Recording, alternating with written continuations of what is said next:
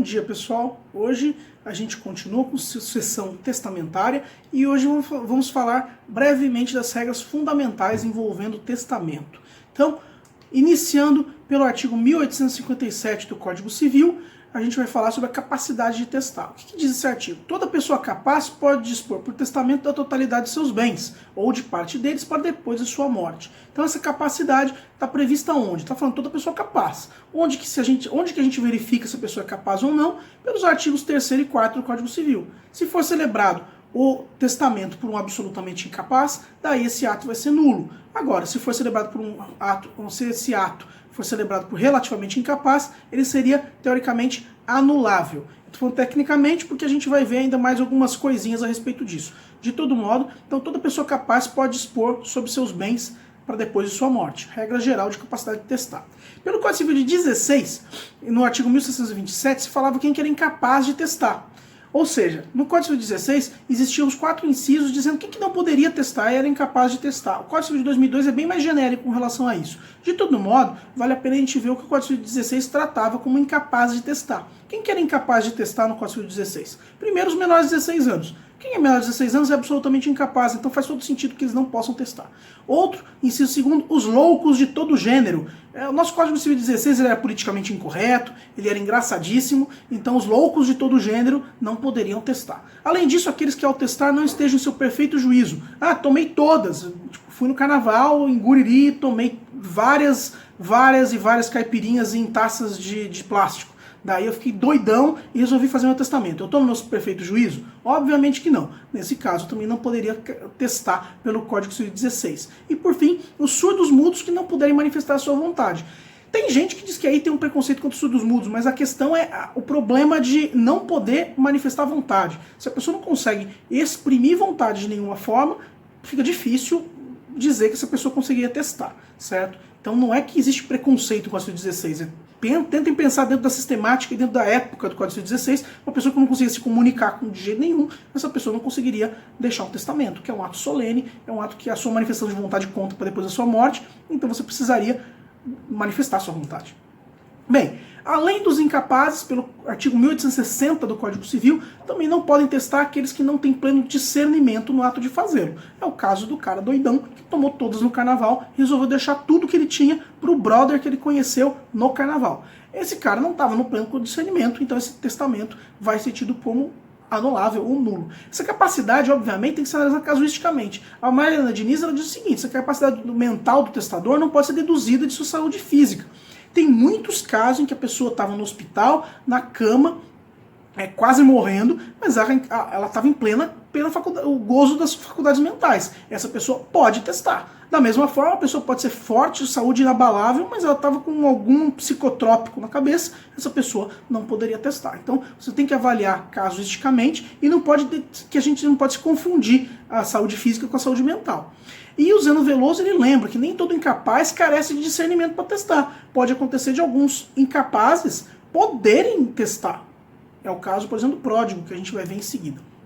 O PL 699 de 2011 altera o 1860, dizendo que além dos absolutamente incapazes, não podem testar os que no ato de fazê-lo não tiverem necessidade de discernimento. Então, só os absolutamente incapazes, de acordo com esse PL, passariam a ser proibidos de testar. Ah, mas os relativamente incapazes? Eles poderiam testar. Ah, mas a pessoa que não consegue manifestar vontade, a pessoa que não pode manifestar vontade, ela não tem o necessário discernimento para testar naquele momento. Mas assim, os pródigos poderiam testar, as pessoas entre 16 e 18 anos e assim por diante, as pessoas que constam no Código Civil, as pessoas viciadas em drogas, uma pessoa viciada em drogas não poderia testar. O testamento para depois da morte dela, não é durante a morte, durante a vida, então não teria problema.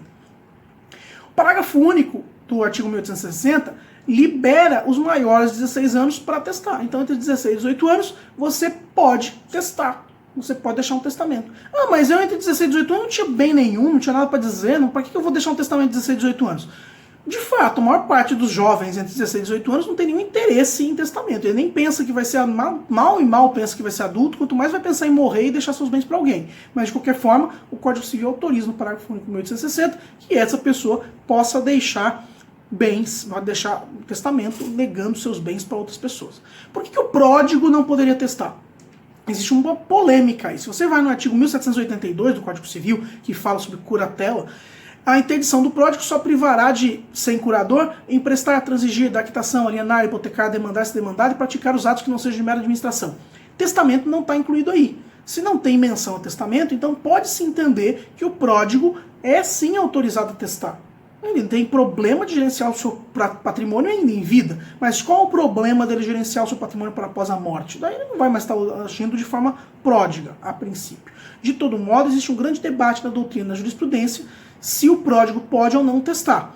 Eu acho que isso não é um tema tão bom assim para ser um TCC, mas que é um tema de um artigo, pode até ser uma grande análise jurisprudencial e doutrinária para se aferir se o pródigo pode ou não deixar testamento. Tá? Além disso, ainda com relação à capacidade de testar, o artigo 1861 tem uma redação interessante que vale a pena a gente analisar de uma forma bem detida. A incapacidade superveniente do testador não invalida o testamento. Nem o testamento do incapaz se valida com a superveniência da capacidade. O que isso quer dizer? Vamos voltar na escada pontiana? Professor, eu não aguento mais a escada pontiana, são 6 semestres vendo isso. Sim, pequeno gafanhoto, são 6 semestres vendo a escada pontiana. Eu falei que era importante lá atrás. Mas eu não aprendi. Chegou a hora de aprender. De todo modo, pelo plano da validade, você consegue entender o que isso quer dizer. O artigo 1861 diz o seguinte: você vai aferir a validade do testamento pelo momento da celebração do negócio. Se eu era incapaz quando eu fiz o testamento vai ser nulo. Ou anulável, enfim. Não vai ser inválido. Agora, se eu era capaz quando eu fiz o testamento e no dia seguinte eu me tornei incapaz, meu testamento é válido. Porque eu era capaz quando fiz o testamento. É basicamente isso que diz o artigo 1861. Então, a incapacidade superveniente do testador. Eu fiquei incapaz após o testamento. Então, isso não vai invalidar o testamento. Agora, se eu fiz o testamento quando incapaz, não vai ficar válido esse testamento se eu me tornei capaz depois. Ok? É basicamente isso que diz o artigo 1861. E quanto ao conteúdo patrimonial do testamento? O que pode ter no testamento quanto ao conteúdo patrimonial? Bem, pelo artigo 1857, toda pessoa capaz pode dispor em testamento da totalidade dos bens, ou de parte deles para depois de sua morte. Então, você pode... A gente já falou sobre isso, né? O parágrafo primeiro que traz o catch, né? O que é mais importante aí. A legítima dos herederos necessários não poderá ser incluída no testamento. Ou seja, a legítima, que são 50% dos bens que o decujus deixa, tem que ser destinada aos herdeiros necessários. Os demais 50% ou menos é que eu posso deixar em testamento para quem eu quiser. Agora, e se eu desrespeitar a legítima? E se por acaso eu calculei errado, deixei uma casa para uma igreja, só que essa casa representa 55% do meu patrimônio, ou seja, está avançando na legítima. Nesse caso, a gente vai ter que fazer a redução da disposição testamentária. A gente vai ter uma aula especificamente sobre isso, tá, galera?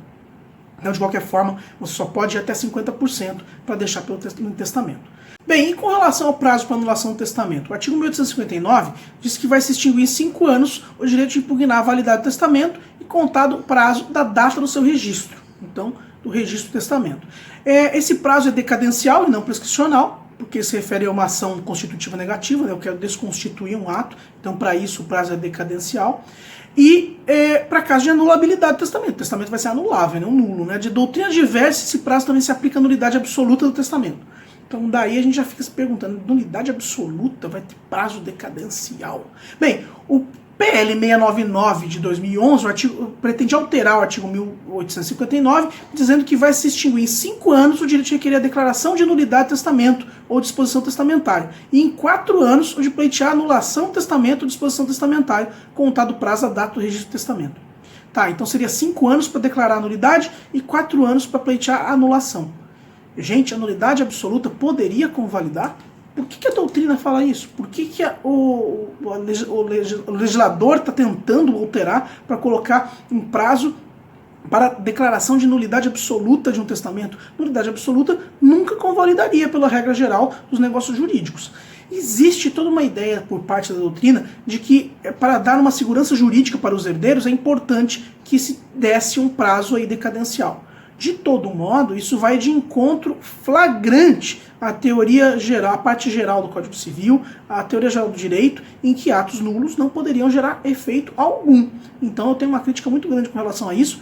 Eu gostaria de saber o que vocês acham a respeito desse assunto, se a segurança jurídica ela realmente tem que passar por cima de nulidades, porque de outro modo, então quer dizer que por que eu não posso casar no casamento nulo e depois de um tempo não poderia ser considerado convalidado? Por que o casamento não convalida, mas o testamento nulo convalidaria? Eu acho que esse é um debate que a gente poderia fazer. Aguardo comentários no Google Classroom. Quem quiser debater a respeito, a gente fica ali à disposição, tá certo?